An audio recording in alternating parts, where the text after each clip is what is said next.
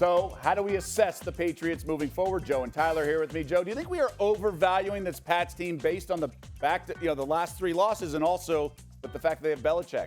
Yes, but I think that's extremely reasonable.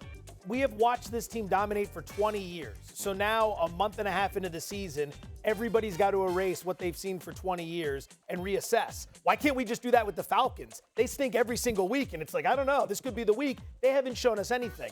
So I think people are slow to react to this because you still think there's going to be some magic somewhere, but there's not. Tyler and I have been talking about this on Bet for 2 weeks. What does New England do well? Can anyone name anything they do well? They're not good on offense. They're not good on defense. They're a slow football team all the way around. I'm with you, but I can't get out of my head that performance midweek at Kansas City when they went with Brian Hoyer, then were relegated to Stidham, and they almost won because of what Belichick was doing to Patrick Mahomes. I can't get that out of my head and the past 20 years. Yeah, it's been schemed well. They schemed that game incredibly well in the first half, and then Hoyer took the sack. They didn't get the points. And the Chiefs ran him out of the building in the second half. I, too, will reference Joe and I on Bet, which you can see, of course, every Monday, Wednesday, and Friday on ESPN's YouTube betting channel.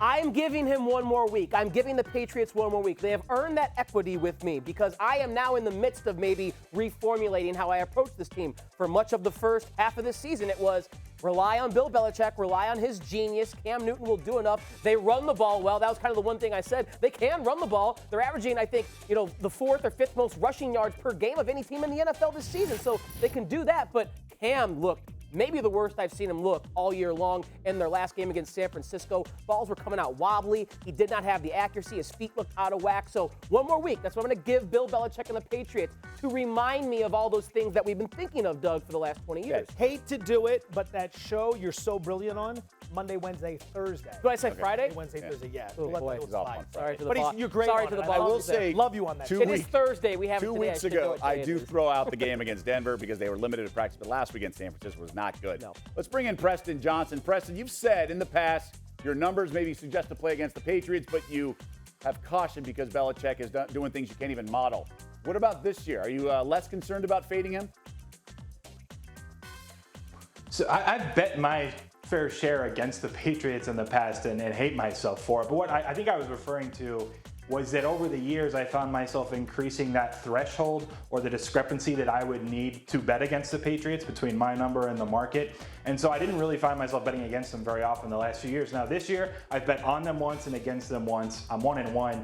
Doesn't really mean anything, but I think what's interesting about this year, and does it scare me off? No, I think this, when you look at their roster, it's on paper probably a bottom 5 roster in the NFL, and that's not something that they typically have outside of free agents leaving. They had so many guys on the defensive side especially opting out, and then there's other guys that have had injuries here and there, and they don't have receivers that can get open. And I think the key here is that if they fall behind in these games like we saw against San Francisco, they just can't play catch up through the air, whether it's Cam Newton or the fact that guys can't get open. And now Julian Edelman wasn't even practicing today, and they need to be able to run the ball successfully, which they can do. And there's a lot of weather on the forecast, 45 to 50 mile per hour wind gusts in Buffalo. It's going to be a weird, slow game. If there was a chance, well, right when we're all doubting them, the Pats win one we're not expecting, it would be this weekend in Buffalo. Yeah, I mean, that performance schematically at Kansas City was so impressive, again, with Hoyer at quarterback. But Cam hasn't looked like, not even like MVP Cam, but just maybe vintage Cam.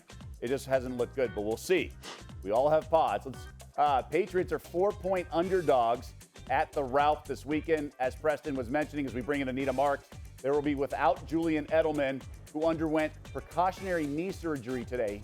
So, Anita, you were big on the Bills entering this year. You loved them, and you kind of predicted the demise of New England. How do you feel about this and maybe laying 4 points? Listen, I still am, and by the way, I'm wearing a Cam Newton T-shirt today because I don't know when I'm going to be able to wear it again. Let's be honest. I just feel sorry for the guy. 3 touchdown passes on the season, contracted COVID. Even though he underestimated a woman's knowledge of the pattern tree, I'm still wearing his T-shirt. This is the first time the Bills are favored against the Patriots since 2014. And guys, we're burying the lead here. Who's he throwing to? It's not just Edelman. N'Keal Harry is out as well. I mean, this puts it in perspective. And not that we base our wagers around fantasy football, but Jacoby Myers and Bird, his 2 top wide receivers, are still available on the majority of waiver wires on fantasy football. So it just goes to show you this offense is just horrible. Let's be honest, they should be in the Trevor Lawrence sweepstakes. If it was the Patriots, maybe Trevor Lawrence wouldn't be thinking twice about leaving Clemson after this season, guys. Let's be honest. That's a new low because the Patriots still have a couple wins. We're talking about some really bad teams in the sweepstakes like the winless Jets. But fair points. So it sounds like you'll be laying the 4 with the Bills. I'm fascinated by this demise, but it is fair. The roster is terrible. It's not just losing Tom Brady. Thanks to all. Gunnar Olszewski, I thought that was a striker for FC Benfica. I think that was a wide receiver for the Patriots. Thanks for watching ESPN on YouTube. For live streaming sports and premium content, subscribe to ESPN+.